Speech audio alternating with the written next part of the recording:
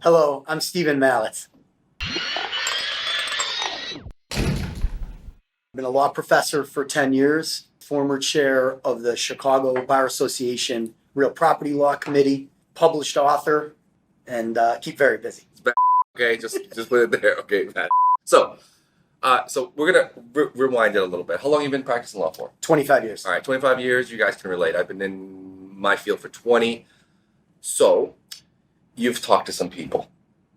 You've been in front of judges and juries. Yes. Yes. You've had to structure the way that you do things and the things that you say so that you get what you need. Yes. Sure. Also, how to serve your clients. Also, acquiring clients and earning their trust for them to give you gobs and gobs and gobs and gobs of money, because God knows that I have. Okay?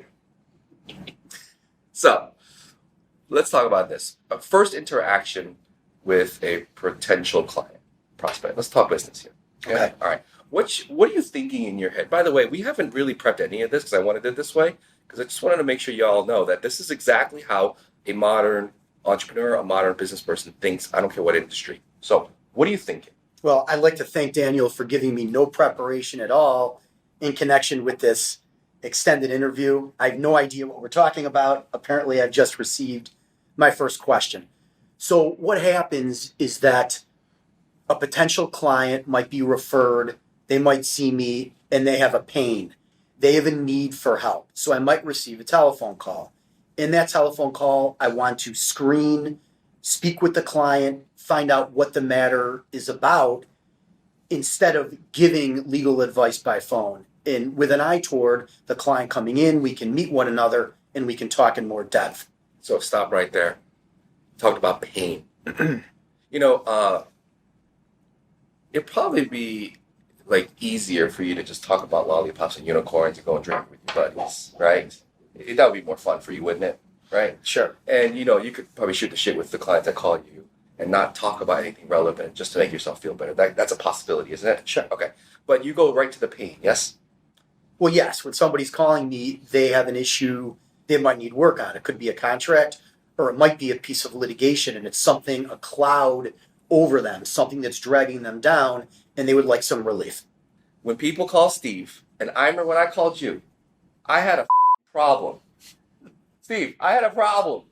I really did. It's a very honest interview. It is. I had a real big problem. So when I call Steve, I'll never forget that feeling of I have a need, I have a problem. I need someone to help me fix this problem. Well, I don't know that Dan shared the entire problem, but I listened, and then I invited Dan in, and that's key. Right. So when he listened, AKA folks, shut the up. You talk too much. That's right. Why do you think the unskilled, less intuitive, less experienced salesperson, let's just call them salespeople, would talk over a client expressing a pain? Why would they do that? It doesn't make any sense, and there's two ways the sale could go down. One is that the client calls with some type of pain, and the professional begins talking about themselves, how long they've been in business, stepping on the potential client.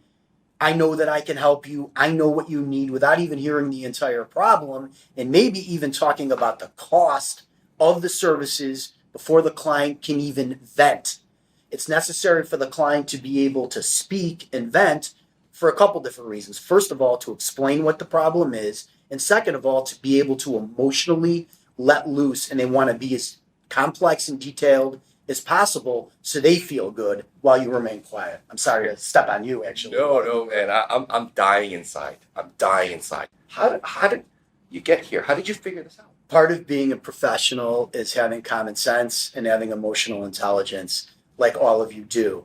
And sometimes you have to step outside yourself and think of yourself as the consumer. I haven't heard it phrased in that way, but it is correct. How would you like to be treated if you had a serious problem and somebody instantly began talking about price and taking away how you feel without you being able to express it? It makes no sense to talk in the initial interview.